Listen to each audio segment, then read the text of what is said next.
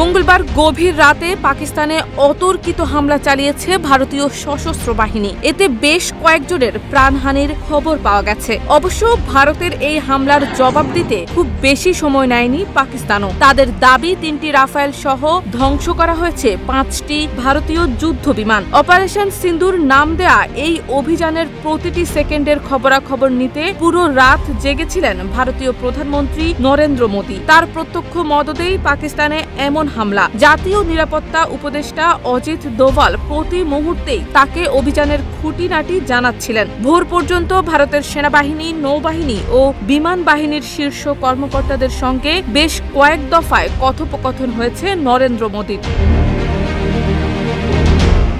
গত 22 এপ্রিল কাশ্মীরের পেহেলগামে 26 জন পর্যটকের মৃত্যুর পরই মূলত পরিস্থিতি খারাপ হতে শুরু করে। দেশ জুড়ে তোলপাড় ওয়ালটন ফ্রিজ কিনে আপনিও হয়ে যেতে পারেন মিলেনিয়ার।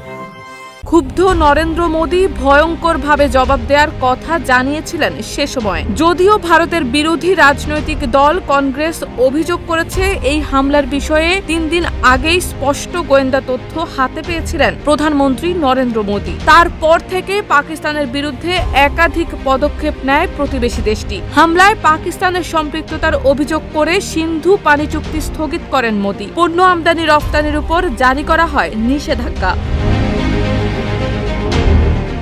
এদিকে পেহেলগামে জঙ্গি হামলার সঙ্গে যোগাযোগ প্রথম থেকেই অস্বীকার করেছে পাকিস্তান। তারা নিরপেক্ষ আন্তর্জাতিক তদন্তের দাবি জানিয়ে আসছে। আমেরিকা, চীন, রাশিয়া সহ বিভিন্ন দেশ ভারত ও পাকিস্তানের মধ্যে কূটনীতির মাধ্যমে উত্তেজনা প্রশমনের বার্তা দিয়েছিল। তবে সবকিছুকে ছাপিয়ে গেল গতকাল মধ্যরাতে হানা অতর্কিত এই হামলা। ভারতীয় সেনাবাহিনীর পক্ষ থেকে বলা হয়েছে, তারা পাকিস্তানের সামরিক বাহিনীর কোনো স্থাপনায় হামলা চালায়নি। প্রত্যক্ষদর্শীরা পাকিস্তানের আজাদ কাশ্মীরের রাজধানী মুজফ্ফরবাদের পাহাড়ি অঞ্চলের কাছে একাধিক বিকট বিস্ফোরণের শব্দ শোনা গেছে।